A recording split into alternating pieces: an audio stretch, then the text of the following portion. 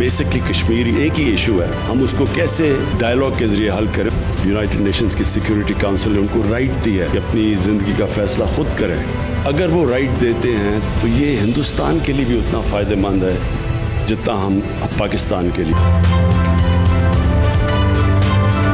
इंतजार होगा कि पीडीएम का क्या बना। जब पीडीएम बना रहे थे तो उसमें हमने इस्तीफे का ऑप्शन रखा है, इस्तीफे का ऑप्शन रखा है, और ये नहीं कहा गया उसमें कि ये लास्ट ऑप्शन होगा एटम बम की तरह। वो वज़ीर-ए-आज़म जिसको ना पार्लिमान के आदाब का पता है, उस स्पीकर को खत लिखता है जिसको पार्लिमान के ना आदाब का पता है, ना रूल्स का पता है, ना रवायात का पता है।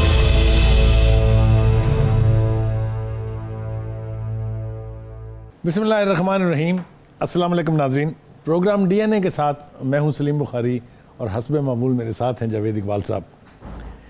नाज़रीन, हम जब इस प्रोग्राम का आगाज़ करने बैठते हैं तो हमारे सामने वो ज़मीनी हक़ाइक़ होते हैं जो उस दिन की ख़बरें हों या कुछ देर पहले की हों, और हम कोशिश करते हैं कि उसके ऊपर एनालिसिस करें या सही सूरत हाल आप तक पहुँचाएँ। लेकिन हमारे बारे में हुकूमती हलकों का राय कायम कर लेना ये उनका हक़ है। लेकिन फैज़ अहमद फैज़ ने हमारा काफ़ी हद तक मसला हल किया। मैं शेयर करता हूँ आपके साथ कि जिस देश के सादा लो इंसान वादों पे ही टाले जाते हों, उस देश के हर एक लीडर पर सवाल उठाना वाजिब है। और एक दूसरी जगह कहते हैं कि हम परवरिश लौहो कलम करते रहेंगे, जो दिल पे गुज़रती है रकम करते रहेंगे। एक तर्ज़ तगाफुल है सो वो उनको मुबारक, एक अर्ज़ तमन्ना है सो हम करते रहेंगे। आगे बढ़ने से पहले ज़रा थोड़ा सा आपके साथ जो आज की हेडलाइंस जो हैं, जो मौज़ूआत हैं हमारे, उसका तज़किरा कर लें। वज़ीर-ए-आज़म लाहौर में जाली पुलिस मुकाबले और बैड गवर्नेंस की सलामी। वज़ीर-ए-आज़म फ्रंट फुट पर खेलने के लिए तैयार, अपोजिशन इत्तेहाद बैक फुट पर। पीपल्स पार्टी का इनकार, मौलाना फजल रहमान इंतहाई मायूसी के आलम में है, तलखी ज़बान पर आ गई है। अदलिया के साथ 5th जनरेशन वॉर, कत्ल हुआ तो शहीद कहलाऊँगा और जन्नत में जाऊँगा, ये कहते हैं जनाब काजी फ़ाइज़ ईसा साहब। ये तो हैं आज के मौज़ूआत। जी जनाब जावेद इकबाल साहब, आप लाहौर में हैं और लाहौर पंजाब का कैपिटल है। पंजाब पाकिस्तान का इतना बड़ा सूबा है, वसाइल के एतबार से भी और पॉपुलेशन के एतबार से भी, और इसके बारे में कहा जाता है कि governing Punjab is governing 2/3 of Pakistan. जो वो तशरीफ़ लाएँ तो उनके सामने मंजरनामा क्या है, ज़रा थोड़ा अगर बुज़दार साहब की कोई बात हो जाए तो क्या हर्ज है। बिस्मिल्लाहिर्रहमानिर्रहीम। देखें, मंजरनामा प्राइम मिनिस्टर के सामने बड़ा क्लियर है।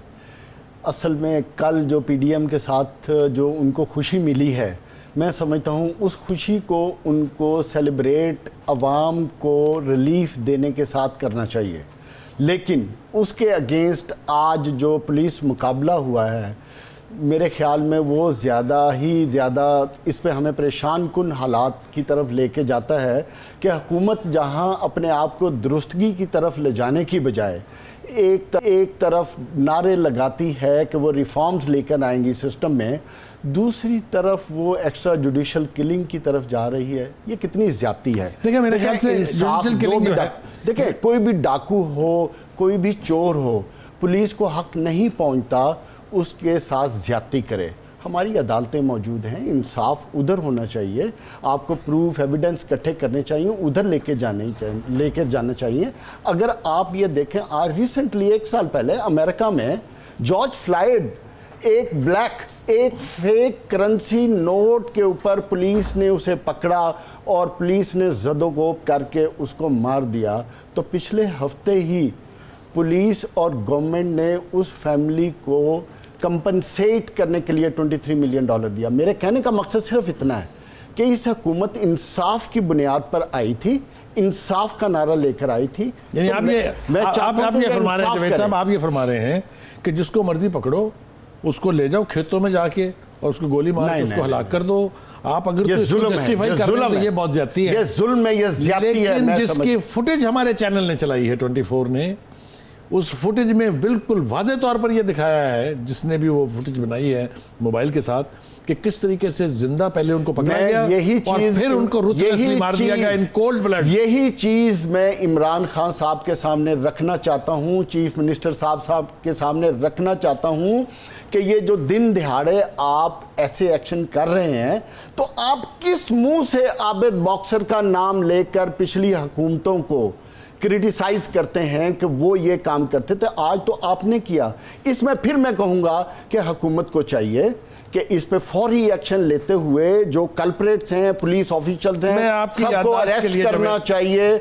और जावेद, मैं आपकी याददाश्त के लिए एक वाकया आपको याद करा दूं, साहिवाल का वाकया अगर आपको याद हो। प्राइम मिनिस्टर ने कहा था 72 घंटे में हम इंसाफ कर देंगे, फराहम कर देंगे, और जो कातिल हैं उनको कैफरे किरदार तक पहुंचाएंगे। क्या हुआ उनका? देखें, बात यह है कि साहिवाल वाला तो एक वाकया, मैं इसको डिफेंड नहीं करूंगा। प्राइम मिनिस्टर और इस हुकूमत को उस पर एक्शन लेना चाहिए, बल्कि इस तरह के जो माजी में वाकयात हुए हैं, जैसे मॉडल टाउन वाला वाकया था, इस तरह के तमाम वाकयात जिस पे इन्होंने जुडिशल इंक्वायरीज करवाई थी, उनकी रोशनी में इनको एक्शन लेना चाहिए। मुझे ये नहीं समझ आती इस हुकूमत की कि ये किस चीज़ का इंतज़ार कर रही है, ये किस मंतक की तरफ लेकर जा रही है कि उन लोगों को क्यों बचाना चाहती है जिन लोगों ने दिन दिहाड़े ये जुर्म किए हैं। एक्स्ट्रा जुडिशल किलिंग हर दौर में शायद होती रही है, लेकिन एक तो ये कि उसकी तादाद में इजाफा है अब, और दूसरा ये कि ऐसे केसेस की तादाद बहुत ज़्यादा है जहां मजलूम लोग जो हैं सर, हमें सर इस तरह के किसी भी इंसिडेंट को और इवेंट को हर लिहाज से कंडेम करना चाहिए, चाहे वो पिछली हुकूमतों में हो चाहे इस हुकूमत में हो। हम अपने मुआशरे को एक्स्ट्रा जुडिशल किलिंग की तौर पे लेकर नहीं चल सकते। ये तो हमने एज ए सोसाइटी आगे बढ़ना है, हमने अपने मुल्क में इंसाफ लेकर आना है सर। इंसाफ की बुनियाद पे, चाहे वो अपोजिशन वाले हों चाहे हुक्मरान हो, हमें इस चीज को सपोर्ट नहीं करना चाहिए। चलिए, जुडिशल किलिंग तो ये सिलसिले तो चल रहे हैं माजी में और चलते रहेंगे। खुदा करे कि हमारे हुकाम को ये अकल आ जाए, ये तमीज़ आ। तरह की वारदातें जो है उसके रोकथाम का एक ही तरीका है कि जो इसके जिम्मेदार हैं, जिन्होंने उनको कैफरे किरदार तक पहुंचाना चाहिए। अब जनाब प्राइम मिनिस्टर साहब जो हैं वो एक फेज तो जीत गए हैं। जो सेनेट के इलेक्शन थे, जो बाई इलेक्शन थे, वो हो चुके हैं। सेनेट में जो कुछ कार्रवाई जो हुई है वो सबके सामने है। प्राइम मिनिस्टर साहब रिलैक्स हैं इसलिए कि पीडीएम की खबरें भी को बहुत ज़्यादा अच्छी नहीं है, उसके ऊपर भी बाद में बात करेंगे। अब एक कॉन्फिडेंट प्राइम मिनिस्टर जो है वो मुझे बताएं अवाम के मसाइल कुछ हल कर पाएगा कि नहीं, कि लोग उसी तरह महंगाई की चक्की में पिसते रहेंगे। लेकिन बुखारी साहब, मैं आपकी एक बात से एग्री नहीं हूँ कि रिलैक्स प्राइम मिनिस्टर, मैं नहीं समझता कि प्राइम मिनिस्टर को रिलैक्स होना चाहिए, बल्कि अब हवारी जो तोपची हैं वो कह रहे हैं उससे क्या फर्क पड़ता है? उससे कोई फर्क नहीं पड़ता। जवाब दे तो इमरान खान ने खुद होना है। इस हुकूमत में वोट बैंक इमरान खान का है, इन हवारियों का नहीं है, इन एलचियों का नहीं है, इन एडवाइजर का नहीं है। तो इमरान खान को रिलैक्स नहीं होना चाहिए, बल्कि पहले से ज़्यादा एफिशिएंसी के साथ काम करना चाहिए। बल्कि उनको तो अल्लाह ने एक नादर मौका दिया है कि 2.5 साल में जो उनकी कमी बेशियां थी उनको दूर करें। पुलिस में इस्लाहात की ज़रूरत थी, उनको लेकर आएँ। सिस्टम के अंदर तमाम सिस्टम, फॉर एग्जाम्पल आपका जो आपने वादा किया था कि आप रिफॉर्म्स लेकर आएंगे, उन रिफॉर्म्स पे काम करें। हेल्थ केयर सिस्टम में रिफॉर्म्स लेकर आए।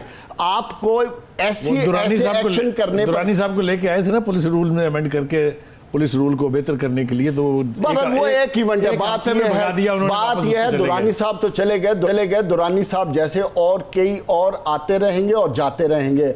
असल चीज है जिसने जवाबदेह होना है उसको अमल करना पड़ेगा, अवाम का ख्याल करना पड़ेगा, उनकी गुर्बत को कमी करनी पड़ेगी। जो महंगाई आसमान को छू रही है इसको कंट्रोल करना पड़ेगा। रमजान की देखना सबसे इंपॉर्टेंट चीज क्या है कि रमजान आने वाला है, रमजान की आमद है। एक अथॉरिटी भी बना दी गई है सस्ता बाजार की।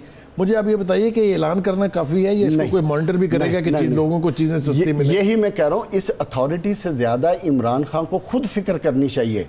जब तक वो खुद फिक्र करके इन चीज, देखिए ना, जजा और सजा नहीं होगी तो कोई भी एक्शन होता हुआ नजर नहीं आएगा। जो लोग काम करने वाले हैं उनको प्रमोट किया जाए, जो लोग काम नहीं करने वाले उनको फारग करें।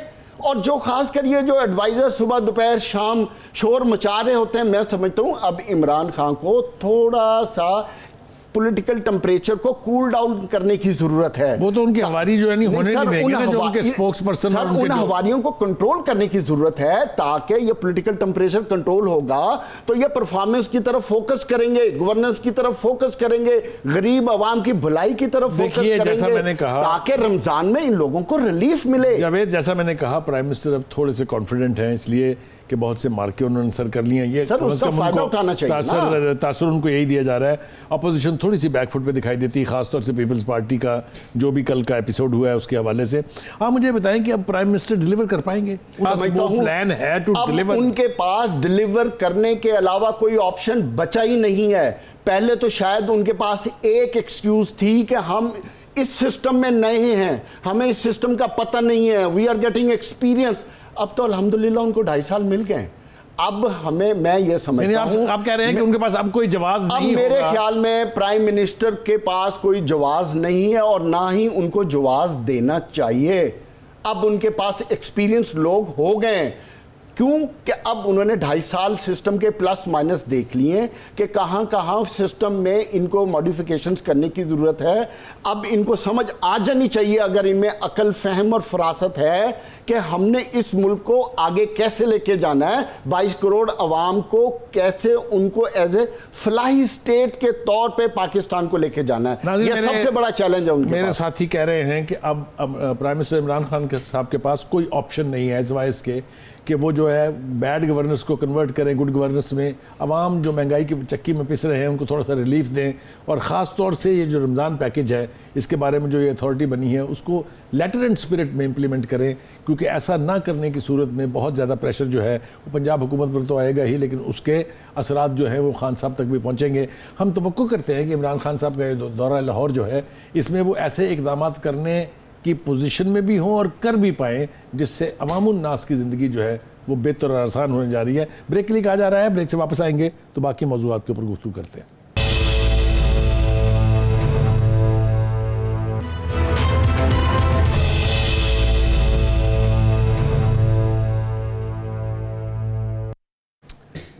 वेलकम बैक नाज़रीन।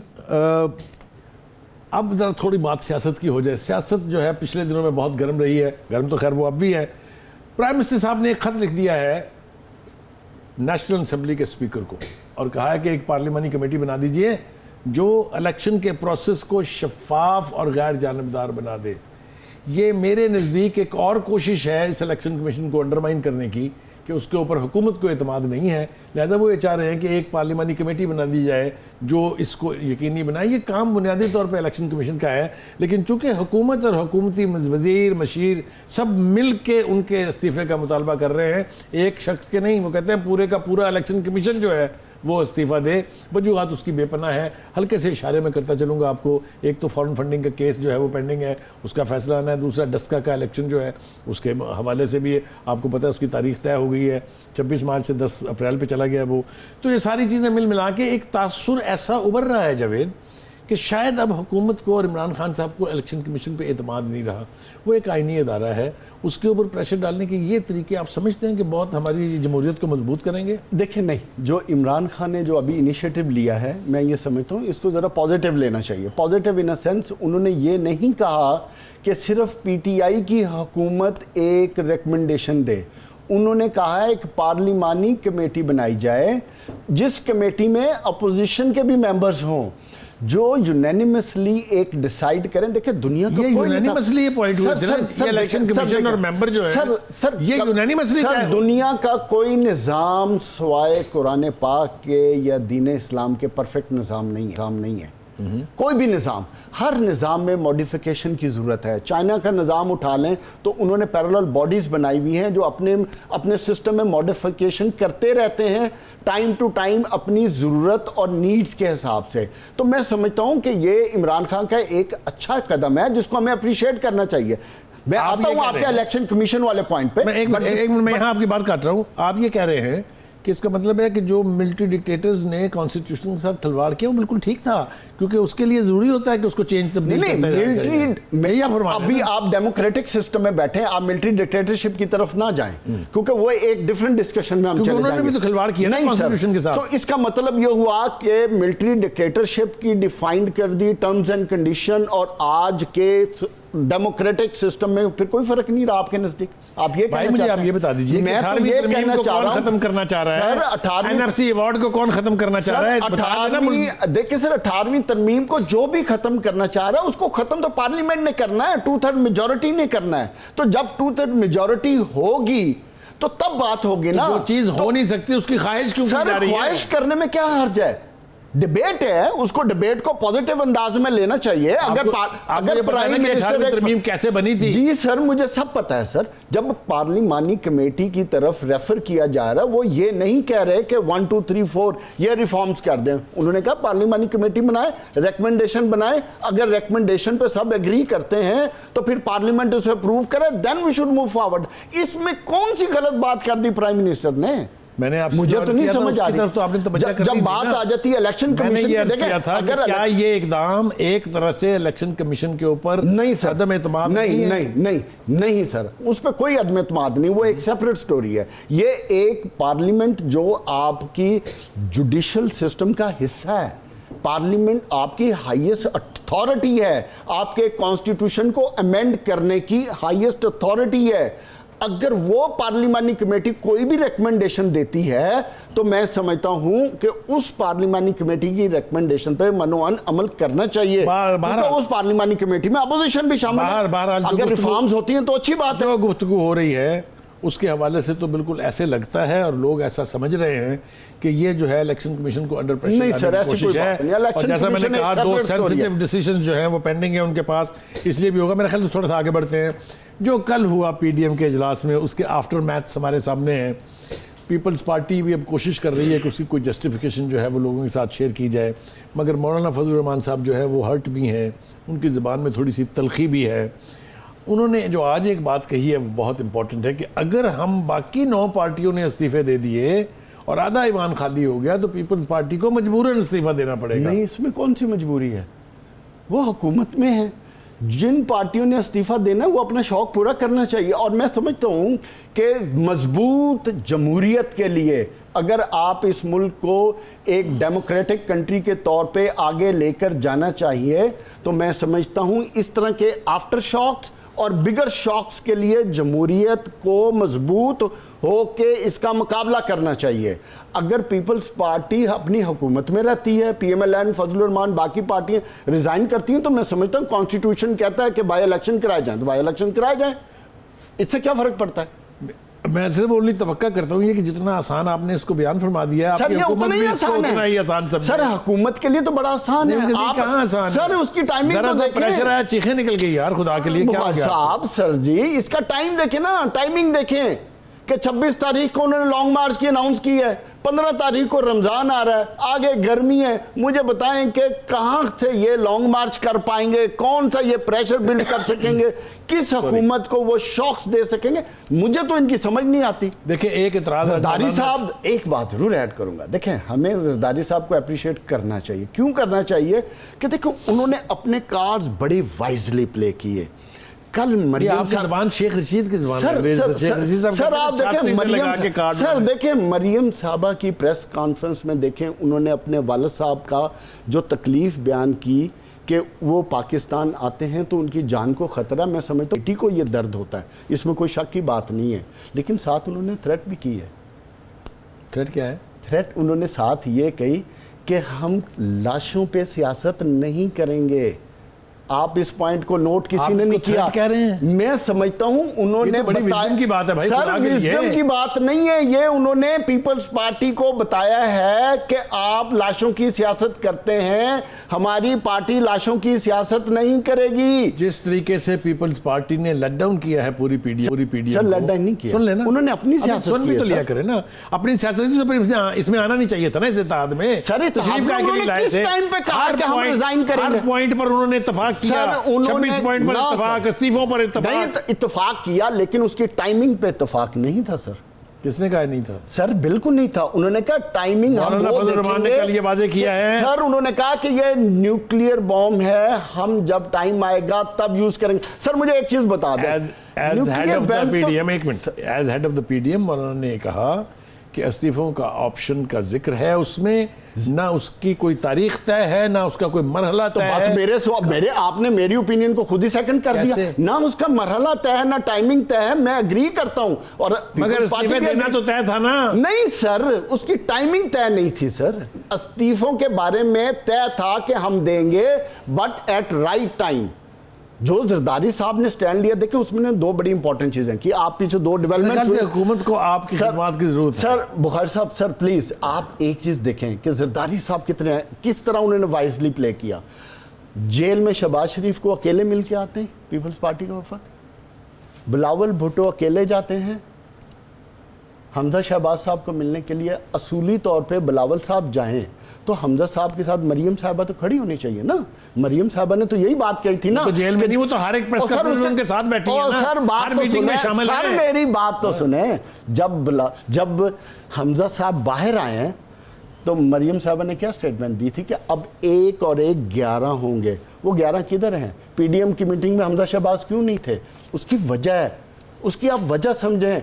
मरियम साहबा की स्टेटमेंट समझे, उन्होंने कहा कि मैं मरियम नवाज शरीफ की स्पोक्स पर्सन हूं, जो मैं फैसला करूंगी वही फैसला होगा। ये ठीक है, इसलिए कि नहीं सर वो नहीं ना ठीक। जावेद इकबाल साहब खुदा के लिए ना बने हुकूमत के सर इतने बड़े फैसलों के लिए पॉलिटिकल विजडम चाहिए होता है सर, पॉलिटिकल कुर्बानियों से नहीं आता her father. Sir political wisdom vice president होने से नहीं आती, उसके लिए कुर्बानी देनी पड़ती है, टाइम लगाना पड़ता है। हमजा छोटा है उनसे, वो विजडम उनके पास पहले आएगी बाद में आएगी। सर उनको हमजा का पॉलिटिकल एक्सपीरियंस मरियम से बहुत ज्यादा है। ये तो आपका ख्याल है, मेरा ख्याल नहीं सर, आपने भी देखा, मैंने भी वो देखा। इनको कॉन्फ्लिक्ट में लाके नहीं, मैं कॉन्फ्लिक्ट में लाने नहीं चाहता, मैं तो चाहता हूं जमहूरियत की मजबूती के लिए मुस्लिम लीग को स्ट्रांग होना चाहिए। मैं आपसे कह रहा हूं कि स्ट्रांग नहीं है, जो आप कह रहे हैं ना कि मैं उनको डिवाइड करना चाहता हूं, वो मैं कहता हूं और स्ट्रांग होना चाहिए। दो चीजें उन्होंने साबित कर दी इस पूरे सेनेट के इलेक्शन के प्रोसेस में। ये तय हुआ कि जिस तरफ कह दिया तमाम के तमाम एमएनएज ने और तमाम सेनेटर ने, उस तरफ वोट दिया है। कोई स्प्लिट सर नहीं, मुझे इस पे भी डाउट है सर। मैं तो डाउट होगा सर, मुझे एक डाउट के ऊपर बात करते हैं। मुझे बड़ा कहा जा रहा है जालिम प्रोड्यूसर, जैसा कि मैं कहता हूं, वो फिर बार बार हुर्रा रहे हैं बकायदा मेरे ऊपर। चलते हैं नाज़रीन एक ब्रेक के लिए।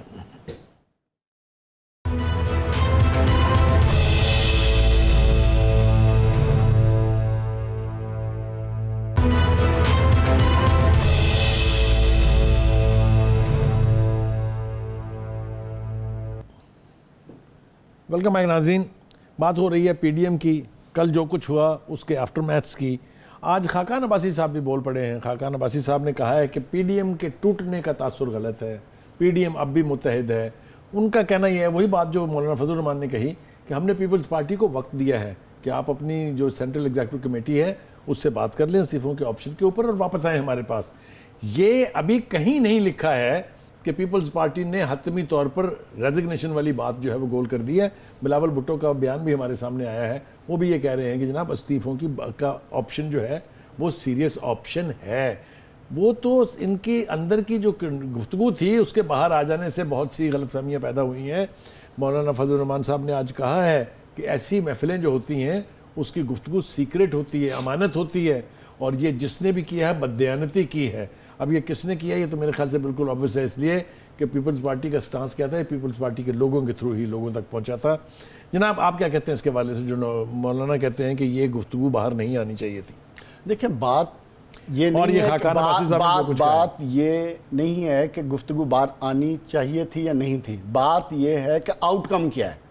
आउटकम बड़ा सिंपल है कि लॉन्ग मार्च नहीं होना। आउटकम बड़ा सिंपल है, इस्तीफे अभी नहीं देने। अगर किसी ने खत लिखा है या नहीं सर, आउटकम नजर आ रहा ना, तब इतनी वजाहतें आ रही हैं। इसीलिए तो खाकान अब्बासी साहब ने आज प्रेस कॉन्फ्रेंस की है। क्यों की है उसमें देखे ना, उन्होंने अपने आप को पहले तो पुरजोश अंदाज में आने की कोशिश की।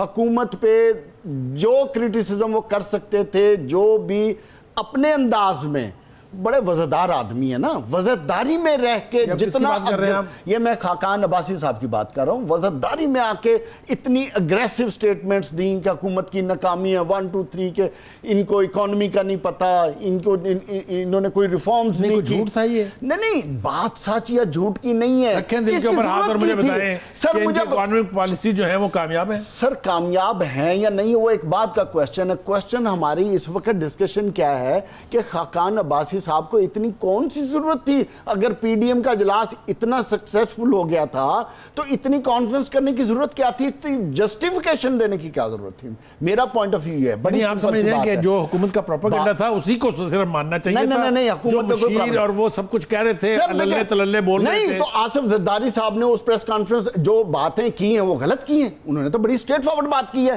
कि मियां साहब आ जाएं, आए, हम दोनों मिलकर लीड करते हैं। देखें, तो इसमें क्या बुराई है? पार्टियों के अंदर हो रही होती है तो आर्गुमेंट तो हर तरफ से आते हैं, तो अच्छी बात है, आर्गुमेंट को खबर क्यों बना रहे हैं? हमने उस खबर, और हमारा काम है सर, हमने उसके एनालिसिस करके इस कौम को बताना है कि हमारे मुल्क की नवाज से माफी भी तो मांगी ना सर। माफी वो तो अच्छी बात है, बहुत अच्छी बात है, बट मेरा पॉइंट ऑफ व्यू है, हमारा और आपका ये काम है उन खबरों के एनालिसिस करके कौम के सामने हकाइक रखना कि कौन ठीक है और कौन गलत है, कौन किस डायरेक्शन में सियासत को लेके जाना चाहता है, कौन जमहूरियत पे रहना चाहता है और कौन जमहूरियत के खिलाफ जाना चाहता है। हो गई हैं कि जो इस अलायंस की 3 बड़ी पार्टियां थी, उनमें एक पीपल्स पार्टी है ना, बिल्कुल ऐसे ही है, बाकी की 2 अभी तक अपने मौक़िफ़ पे कायम है। अभी तक पीडीएम के जो एलामिया है उसके साथ जुड़ी हुई हैं।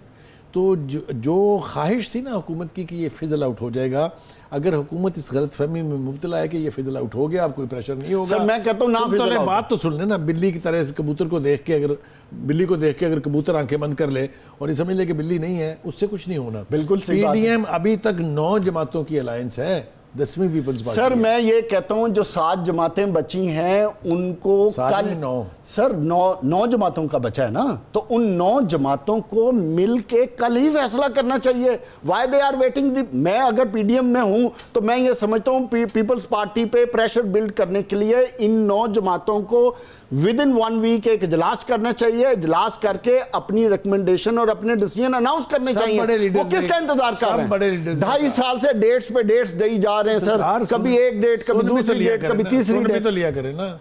तमाम लीडर्स ने पीडीएम के कहा है कि पीपल्स पार्टी ने मोहलत मांगी है कि हम अपनी सेंट्रल एग्जीक्यूटिव कमेटी से बात करेंगे सर, और फैसला आपको कन्वे कर देंगे। सर आप अगर आंखें बंद करना चाहते हैं तो मुझे कोई इतराज नहीं। आंखें आपकी ख्वाहिश पे मैं भी आंखें बंद कर लूं। सर 2.5 साल से एक चीज बड़ी क्लियर है, 2.5 साल बाद 2 साल 6 महीने के बाद एक बंदा कहे कि हमें मोहलत दे दे, तो आपको वैसे ही सब कोई रवादारी नाम की भी कोई चीज होती है। 2.5 साल में थोड़ी सी वो कहते हैं ना, जो ख्वाजा आसफ है, कोई शर्म होती है, कोई हया होती है। तो मैं कहने का मकसद है वो थोड़ा सा सोचना चाहिए, थोड़ा सा रुखे ज़ेबा आप हुकूमत की तरफ करके अगर ये बात कहें तो ज्यादा मौजू होगी। जिसकी कोई तरफ शर्म भी आप होती है, ले कोई हया होती है, पूछे क्यों बात नहीं, पूछे क्यों 2.5 साल में इन्होंने क्या किया ये तो आपने बता दिया, 2.5 साल में हुकूमत ने क्या किया ये नहीं बता रहे आप। मैं आपको बता रहा हूं कि इमरान खान को तो इस मौके से फायदा उठा के अपनी गलतियों को दुरुस्त करना चाहिए। बिल्कुल उठाना चाहिए तो कुछ नहीं होता, चाहिए तो बहुत सर बात यह है, आप और मैं तो अवाम की आवाज बन के उनसे इल्तजा ही कर सकते हैं ना। हुक्मरानों के कान और आंखें खुलते हैं, उनको याद करा सकते हैं कि आप कौन सा एजेंडा इस कौम को दिखाकर हुकूमत में आए थे, खुदारा उस पर अमल करें। आप और मैं तो यही कर सकते हैं। इसके बारे में कोई इबाम नहीं होना चाहिए कि हुकूमत को अभी तक भी इससे खतरा लाहक है कि पाकिस्तान मुस्लिम लीग नून, 7 दीगर पार्टियां और मौलाना फजल रहमान। मैं आपसे एग्री हूं कि पीडीएम का, मैं एक और चीज ऐड कर दूं, मैं समझता हूं कि पीडीएम को स्ट्रांग होना चाहिए जमहूरियत की भलाई के लिए, हुकूमत की परफॉर्मेंस की बेहतरी के लिए। मैं समझता हूं कि पीडीएम को स्ट्रांग होना चाहिए और पीडीएम को इनको आईना दिखाते रहना चाहिए। और हुकूमत को चाहिए कि वो अपोजिशन को तस्लीम करके उनके साथ बिल्कुल बनाए, इंटरेक्शन करे। बिल्कुल सही बात। जनाब शेख रशीद साहब ने फरमा दिया है कि जनाब हम एक दिन के लिए या एक विजिट के लिए पासपोर्ट जारी करने के लिए तैयार हैं। अगर मियां नवाज शरीफ साहब वापस आना चाहते हैं तो हम उनको ऐसा पासपोर्ट देंगे कि वो सिर्फ पाकिस्तान आ सके।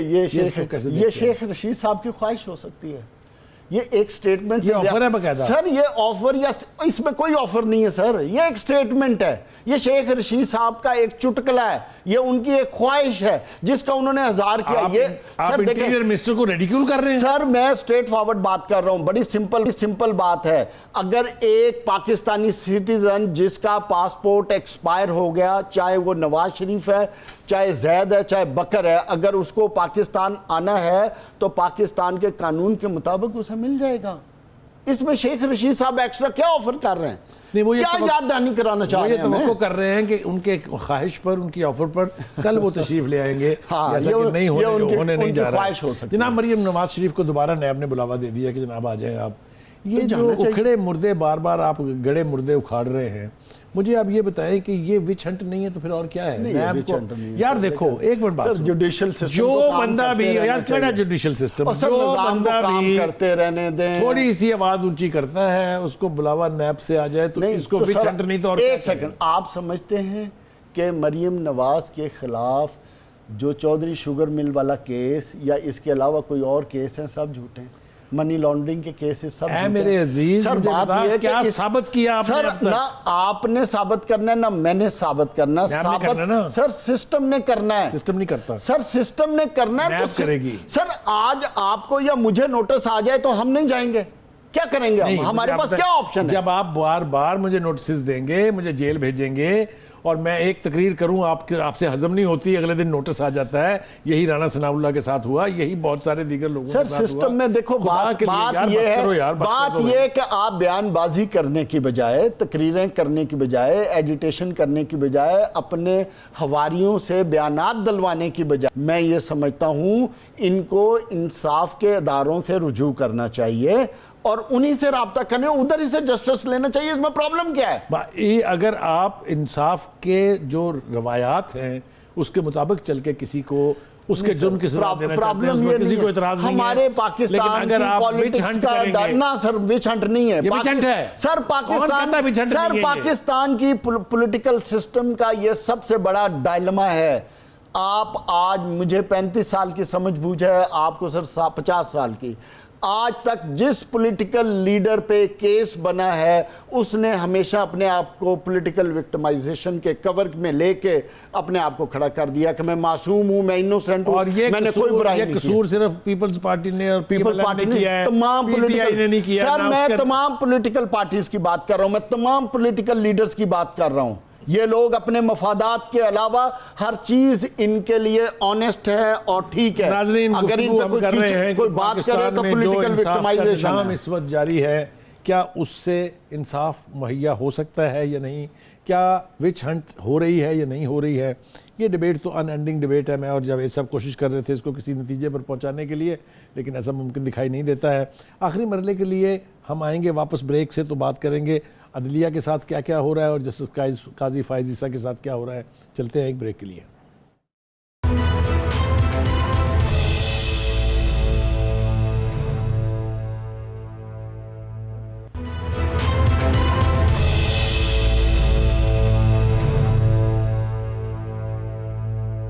वेलकम बैक नाज़रीन।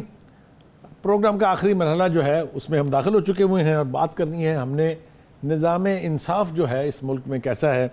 कोई मुआशरा तरक्की नहीं कर सकता अगर उस मुल्क में निज़ाम इंसाफ का जो है वो ठीक ना चल रहा हो। तारीख़ी हवाला एक मैं दे दूँ, जब सेकेंड वर्ल्ड वार ख़त्म हुई, जो बरतानिया था वो बिल्कुल ज़मीन बोस हो चुका था, तो विंस्टन चर्चिल जो उस वक्त के प्राइम मिनिस्टर थे, उन्होंने अपने वज़ीर जस्टिस इंसाफ से पूछा क्या हमारे मुल्क में इंसाफ का सिस्टम ठीक है? उसने मुस्बत में सर हिलाया और कहा हाँ ठीक है। तो उन्होंने कहा हम 10 साल से कम अरसे में इस मुल्क को दोबारा इसके कदमों पे खड़ा कर देंगे, और ऐसा ही हुआ। इंसाफ का सिस्टम अगर ठीक चल रहा हो तो माशरे की तरक्की को कोई नहीं रोक सकता, वहाँ के लोगों की ज़िंदगियाँ आसान होंगी। हमारे मुल्क में इस हवाले से बहुत गुफ्तगू हो चुकी है। प्राइम मिनिस्टर इमरान खान कई मरतबा कह चुके हैं कि हम इस्लाहात लाना चाहते हैं हमारे जुडिशल सिस्टम में। बहुत सी कमियां, बहुत सी खामियां यकीनी तौर पे होंगी। हमारे जजेस के रवैये, हमारे जजेस की कॉम्पिटेंस, ये सारी वो चीज़ें हैं जिसके ऊपर इस हवाले से यकीनी तौर के ऊपर गौर व गौस होगा। हम बात कर रहे हैं जो अदलिया के 5th जनरेशन वॉर की बात हो रही है। कत्ल हुआ तो शहीद कहलाऊँगा जनाब काजी फायज ईसा साहब। आजकल मैं समझता हूँ कि उनका जो ज़ोर कलाम है वो उसके ऊपर कदगन लगाना मेरे ख्याल से मुमकिन नहीं है। उन्होंने 2-3 बातें ऐसी कही हैं जिसके ऊपर यकीनी तौर पर अदलिया के भी कान खड़े होने चाहिए। वो ये कहते हैं कि ये सिर्फ मेरा मामला नहीं है, मैं पूरी सुप्रीम कोर्ट का केस लड़ रहा हूँ इसलिए कि सोशल मीडिया पे और मुख्तलिफ हलकों में पूरी सुप्रीम कोर्ट के ऊपर जो है वो तनकीद हो रही है। जावेद आप ये बताइएगा कि ये जो रेफरेंस है ये कितना अहम है, ये कितना वैलिड है, इसके बारे में तो बेपनाह गुफ्तगू हो चुकी हुई है। बहुत सारी पेशियां भी हो चुकी हुई हैं। ये जुडिशल कमीशन में खुद गए हैं काजी फायज जी, साहब अपना केस खुद लेके। एप्लीकेशन और एप्लीकेशन दे के उन्होंने खुद कहा उनकी बेगम के साथ जो कुछ हुआ, जिस तरीके से चाहे FBR है चाहे दूसरे FI है, उन्होंने जिस तरीके से उन्हें तंग किया, मुझे आप ये बताएं कि क्या ये एक ऐसा प्रेसिडेंट सेट होने जा रहा है कि खुदा के वास्ते जजेस के ऊपर ना विच हंट होनी चाहिए, ना हुकूमत को उनके ऊपर कोई प्रेशर डालना चाहिए ताकि इंसाफ का हसूल मुमकिन हो। इंतहाई अदब के साथ जस्टिस फायद ईसा से मुझे नहीं समझ आती वो इतने एप्रीहेंसिव क्यों हैं, इतने परेशान क्यों हैं। एप्लीकेशन भी उन्होंने खुद फॉलो की और एक सुप्रीम कोर्ट के हाईएस्ट जुडिशल फोरम पे बैठ के इस तरह की मैं समझता हूँ बातें नहीं करनी चाहिए। उन्होंने साफ तौर पे जावेद देखें- एक मिनट, उन्होंने साफ तौर पे कहा कि वजीर आजम शहजाद अकबर साहब मुझे एज ए जज हटाना चाहते थे, बाय नेम उन्होंने ये इल्जाम लगाया शहजाद है। मैं आ रहा और था उसकी वजह आपको पता होनी चाहिए कि आने वाले दिनों में नहीं, महीनों में नहीं, मगर आने वाले सालों में उनको चीफ जस्टिस बनना था। ये बहुत बड़ी बात है। इस हवाले से वो कहते हैं- बेसिकली बात पता क्या है, वो जस्टिस ईसा भी अप्रीहेंसिव हो गए, वो खुद भी मुझे नहीं समझ आती वो ऐसे क्यों कर रहे हैं। उसकी वजह यह है कि जब उन्होंने चीफ जस्टिस बनना था हुकूमत उनको शायद नहीं बनाना चाहती, इसी वजह से जो उन पे इल्ज़ामात हुए, जिस तरह उन पे जुडिशल काउंसिल में केसेस लेके गए, जिस तरह उनकी वाइफ के ऊपर इल्ज़ामात लगे, आपको ये पता है ना कि उनको उन तमाम इल्जामात से एक्सोनरेट कर दिया गया है। इसीलिए कह रहा हूँ ना, जब लेके गए इससे हुकूमत की इंटेंशन साबित हो, उससे वो एक्सोनरेट हो गए।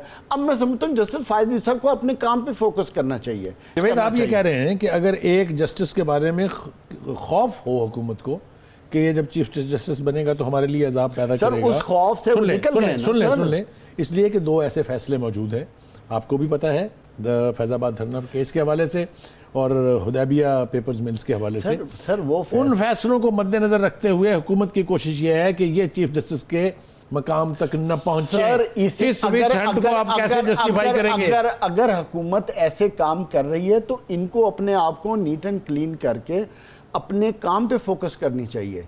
इनको हुकूमत के ट्रैप्स में नहीं आना चाहिए, यही तो मैं कह रहा हूं।